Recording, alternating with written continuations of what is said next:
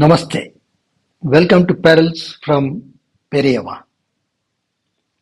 Extracts from Voice of God. Periyava makes many complex concepts very easily graspable to all of us.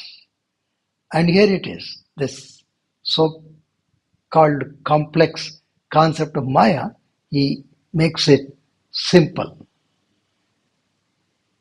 He talks about, in this context, about Advaita versus Buddhism. Buddhism says all existence is empty illusion. But Advaita declares, yes, the universe is Maya, but it rides on Brahman, the absolute truth. So it is not empty. Imagine Brahman as the cinema screen and Maya as the movie projected on it. The screen is real, it's going to be always there. The movie is temporary. The movie comes and goes, but the screen stays. That is Advaita. What Maya is not, that is interesting. Periyava says Maya is not a fairy tale. Imagine a unicorn. You know it's fantasy, but Maya is not fantasy. It is like mirage. Thirsty travelers in deserts see water, but it vanishes on approach.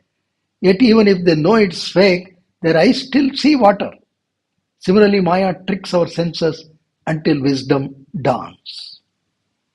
He gives the popular example of snake and rope. You ever jumped at a rope thinking it's a snake? Periyava explains the snake is not real, but your fear is. Similarly, the world is not ultimate reality, yet we suffer real pain in it. When knowledge strikes, that is Brahman alone is real, when that knowledge we get, the illusion breaks. Activities born of ignorance cease and liberation begins. He also gives another example of dream versus waking state to get to what is this pratibhasika satyam. Dreaming feels utterly real till you wake up. So too, the world feels solid while we are asleep in ignorance. But when Gnana awakens us, what happens? The dream world dissolves. This is Pratibhasika Satyam, reflective reality. Not false, but dependent on Brahman, just like a reflection in a mirror. He gives another excellent example, the sugar doll. Picture a doll shaped like bitter gourd, but made of sugar. Quite possible, isn't it? A child screams it is bitter and flees, but the wise know it's all sweet sugar. They know what it contains. That's how a Gnani sees the universe. What we call suffering is Brahman's sweetness to them. Krishna says beautifully, what is night to you is day to the Gnani. What we think suffering, for a Gnani, it all looks just the play of Brahman. Yanisha sarva bhutanam tasyam jagarti samyami yasyam jagarti bhutani sa nisha pashyato munehe. Maya as zero. Periyava comes out with a beautiful mathematical insight. To a Gnani, Maya is zero. It adds nothing. But the Agnani says, I am this body and mind. That is getting one and adds zero to the right side, adds Maya. Suddenly, one ego becomes thousands of illusions. You keep on adding as many zeros you add, so many illusions. The Gnani, they know one is Brahman and Brahman alone is the substratum.